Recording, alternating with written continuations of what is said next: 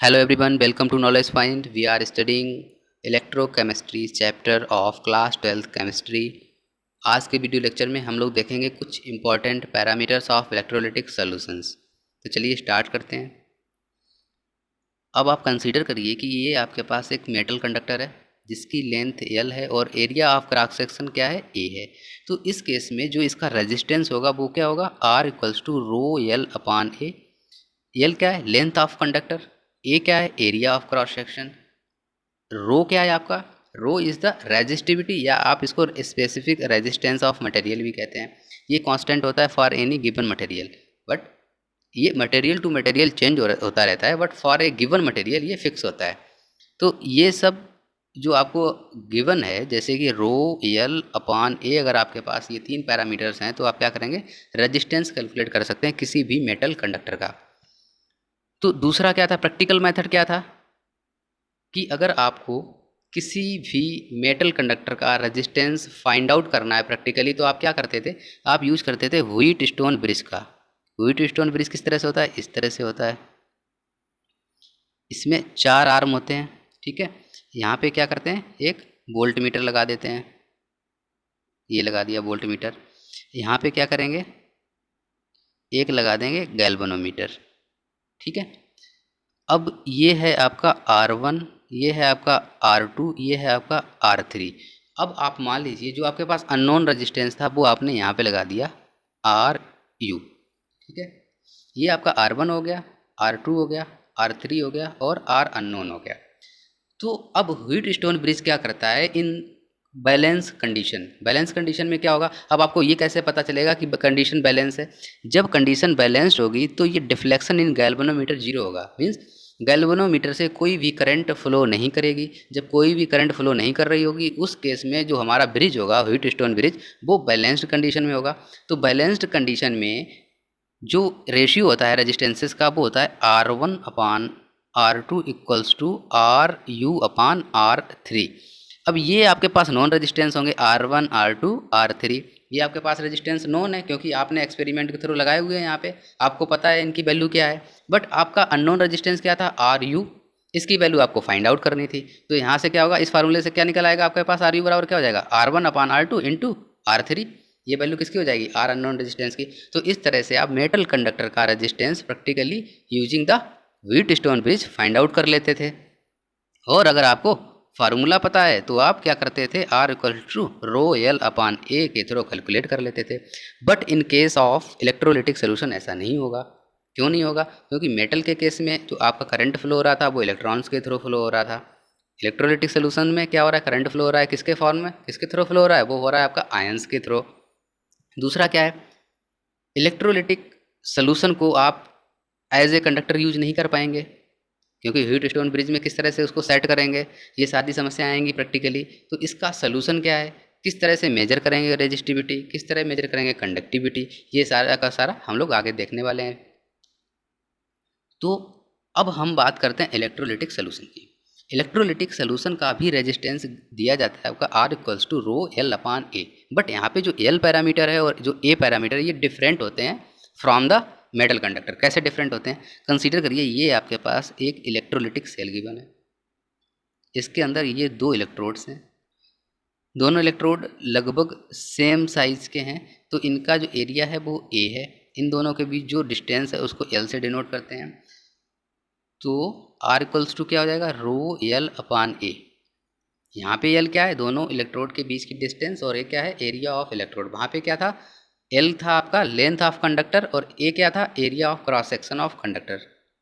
ठीक है, ये बात क्लियर हो गई यहाँ तक। अब इसमें देखिए रो क्या है, रो आपका रेजिस्टिविटी है, या आप कह सकते हैं ये है एक specific resistance of given electrolyte.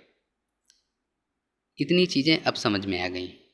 अब जो आपका पैरामीटर है या रेशियो है L अपान ए का, इसको कहते हैं सेल कांस्टेंट और डिनोट करते हैं इसको G स्टार से। सेल कांस्टेंट क्यों कहते हैं इसको, क्योंकि जो लेंथ है, लेंथ क्या थी, 2 इलेक्ट्रोड के बीच की जो डिस्टेंस थी उसको L से डिनोट किया था आपने। तो एक बार अगर आपने सेल को डिज़ाइन कर लिया तो आपका L क्या होगा, फिक्स रहने वाला है, और जो एरिया ऑफ इलेक्ट्रोड है वो भी क्या होगा, फिक्स रहने वाला है। इस वजह से ये दो कांस्टेंट वैल्यूज के रेशियो को क्या कहते हैं, इस रेशियो को कहते हैं सेल कांस्टेंट, और इसको डिनोट करते हैं G स्टार से।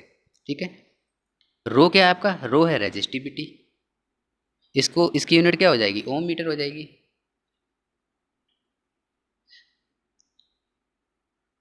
रेजिस्टेंस अगर आपके पास आर है तो 1/r क्या हो जाएगा? इसको कहेंगे कंडक्टेंस। रो आपके पास क्या थी? रेजिस्टिविटी। तो इसका अपोजिट क्या हो जाएगा? 1/रो। इसको क्या कहेंगे? कंडक्टिविटी। 1/रो को क्या कहेंगे? कंडक्टिविटी। इसको सिग्मा से भी डिनोट करते हैं और कप्पा से भी डिनोट करते हैं। ये क्या है सिंबल? कप्पा। आपके इस चैप्टर में जो सिंबल यूज होगा मोस्टली वो कौन सा होगा? कप्पा के। ठीक है ना? तो जो यूनिट होगी कंडक्टिविटी की वो क्या होगी? Just opposite to the resistivity. Resistivity की यूनिट क्या थी? Ohm metre. तो कपा की यूनिट क्या हो जाएगी? सीमेंस पर मीटर। ठीक है, यहाँ तक कोई कंफ्यूजन नहीं होना चाहिए आपको। अब देखिए आप, जब भी कोई इलेक्ट्रोलाइट वाटर में डिजोल्व किया जाता है तो क्या होता है? They furnish their own ions in solution. तो इस वजह से क्या होगा? अगर मान लीजिए आपने एक इलेक्ट्रोलाइट ले लिया और उसको पानी में डिजोल्व कर दिया, तो इस वजह से क्या होगा? जो इलेक्ट्रोलाइट होगा वो अपने आयंस में ब्रेक हो जाएगा। तो जब आयंस में ब्रेक हो जाएगा तो नंबर ऑफ आयंस, या आप कह सकते हैं number of charge carriers in electrolytic solution क्या हो जाएंगे? इंक्रीज हो जाएंगे। जब चार्ज कैरियर आपके इंक्रीज हो जाएंगे तो उससे क्या होगा? कंडक्टिविटी जो है वो बढ़ जाएगी।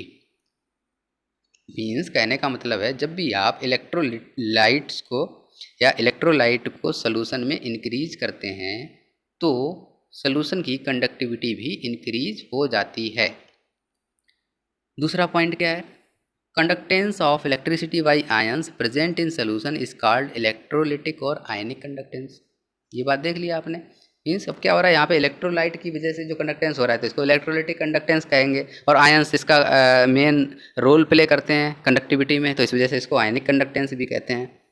ये छोटे छोटे टर्म हैं, बस आपको याद रखने हैं। ये काफ़ी हेल्प करेंगे आपको न्यूमेरिकल सॉल्व करने में। ये इन टर्म्स की अंडरस्टैंडिंग काफ़ी इंपॉर्टेंट है। दूसरा क्या है कि कंडक्टिविटी ऑफ इलेक्ट्रोलिटिक और आयनिक सॉल्यूशंस वो किस किस पैरामीटर्स पे डिपेंड कर सकती है? मींस जो आपने किसी भी सॉल्वेंट में इलेक्ट्रोलाइट को डिसॉल्व किया, उसकी वजह से जो किसी भी सोल्यूशन की कंडक्टिविटी इंक्रीज हो रही है या डिक्रीज हो रही है, तो वो जो कंडक्टिविटी है किसी भी इलेक्ट्रोलाइट सोल्यूशन की, वो किन किन पैरामीटर्स पे डिपेंड करती है? Number 1 is nature of electrolyte added. Means जो इलेक्ट्रोलाइट का नेचर होगा, जब आप उसको सॉल्वेंट में ऐड करेंगे तो उस नेचर पे क्या डिपेंड करेगी? कंडक्टिविटी डिपेंड करेगी। इसका मतलब ये है कि अगर आप सेम क्वांटिटी में डिफरेंट डिफरेंट इलेक्ट्रोलाइट ऐड करेंगे तो क्या होगा? कंडक्टिविटी डिफरेंट होगी। मीन्स आपने मान लिया कि ये आपके पास एक सॉल्वेंट है, इसमें आपने इलेक्ट्रोलाइट ए मिक्स किया और जिसकी मात्रा है 1 ग्राम। ठीक है, तो इसकी जो कंडक्टिविटी होगी मान लेते हैं, कहते हैं सिग्मा 1। दूसरा इलेक्ट्रोलाइट आपने इसमें बी ऐड किया, एक अलग बीकर में इलेक्ट्रोलाइट बी लिया और इसकी भी क्वांटिटी कितनी है? 1 ग्राम इसमें ऐड कर दिया। अब मान लेते हैं इसकी जो कंडक्टिविटी है सिग्मा 2।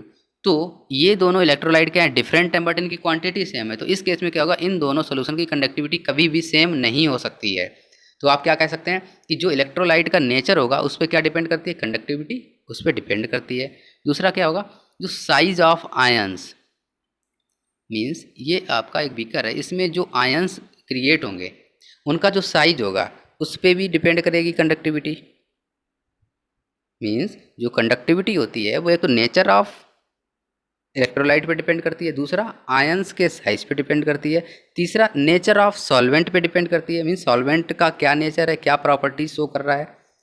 चौथा क्या है कि ये विस्कोसिटी ऑफ सोल्यूशन पे भी डिपेंड करती है। मीन्स कोई भी सोल्यूशन या सॉल्वेंट कितना विस्कस है वो डिपेंड करेगा किस पे? सॉल्वेंट के नेचर पे। और कंडक्टिविटी किस पे डिपेंड करेगी? विस्कोसिटी पे डिपेंड करेगी। कंसंट्रेशन ऑफ इलेक्ट्रोलाइट, ये काफ़ी कॉमन सेंस की बात है कि आपने क्या किया, एक सॉल्वेंट लिया, उसमें क्या किया? इलेक्ट्रोलाइट मिक्स किया 1 ग्राम। तो अब जो कंडक्टिविटी आपको मिलेगी वो हमेशा डिफरेंट होगी। अगर मान लो आप 2 ग्राम ऐड कर दें तो क्या होगा? कंडक्टिविटी इंक्रीज हो जाएगी। तो इससे क्या होगा? कंसंट्रेशन ऑफ इलेक्ट्रोलाइट आप इंक्रीज करते जाएंगे तो कंडक्टिविटी ऑफ सोल्यूशन क्या होगी? इंक्रीज होती जाएगी। यही तो आपने पढ़ा था ना, क्योंकि number of ions for conduction क्या है? बढ़ जाएंगे। तो इस वजह से क्या होगा? कंडक्टिविटी बढ़ जाएगी सोल्यूशन की। Conductivity also depends on temperature. Means अगर किसी भी इलेक्ट्रोलाइट सोल्यूशन का टेम्परेचर इंक्रीज हो रहा है या डिक्रीज हो रहा है, या आप इन जनरली कह सकते हैं कि टेम्परेचर चेंज हो रहा है, टेम्परेचर के चेंज होने से सोल्यूशन की कंडक्टिविटी भी चेंज हो सकती है। अब बात करते हैं the conductivity of solutions of different electrolytes in same solvents and at a given temperature differs due to charge and size of ions. ये बात हम लोग ऑलरेडी कर चुके हैं कि चार्ज और साइज ऑफ आयन की वजह से जो कंडक्टिविटी होगी वो डिफरेंट हो सकती है।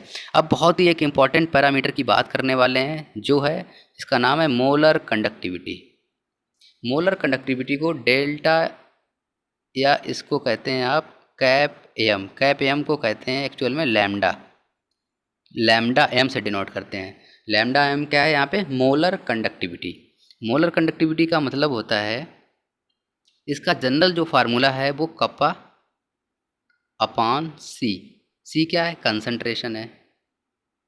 और कंसंट्रेशन किस टर्म्स में? मोल पर मीटर क्यूब।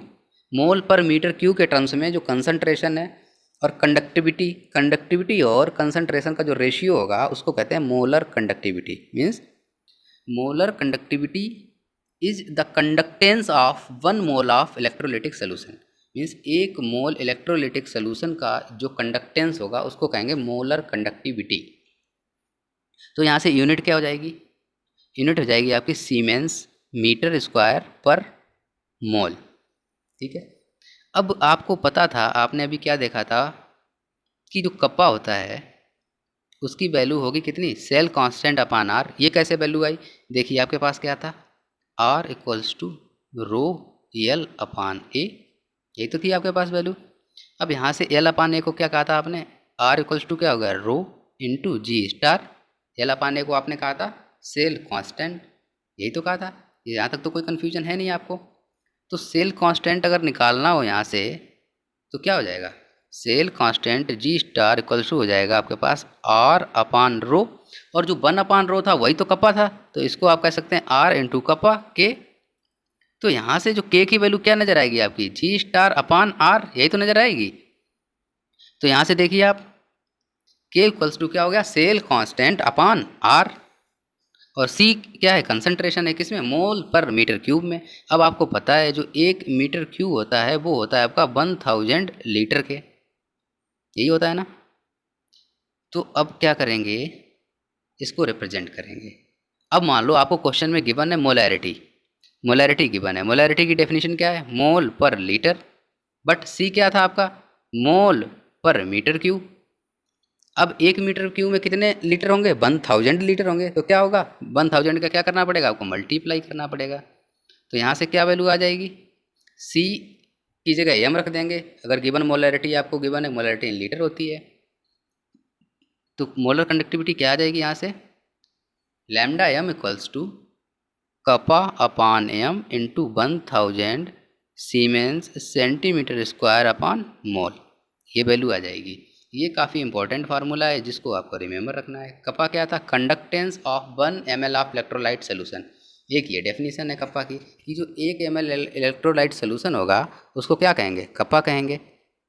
तो आज के लिए इतना ही। आगे के जो वीडियो लेक्चर्स होंगे उनमें हम लोग न्यूमेरिकल सॉल्व करेंगे इन्हीं कंसेप्ट पे बेस्ड, और कुछ थ्योरी पार्ट और रह गया है आपका इलेक्ट्रोकेमिस्ट्री चैप्टर का। उन जो भी पार्ट रह गए हैं आपके थ्योरेटिकल पार्ट, वो सारे के सारे नेक्स्ट वीडियो लेक्चर में द एंड हो जाएगा।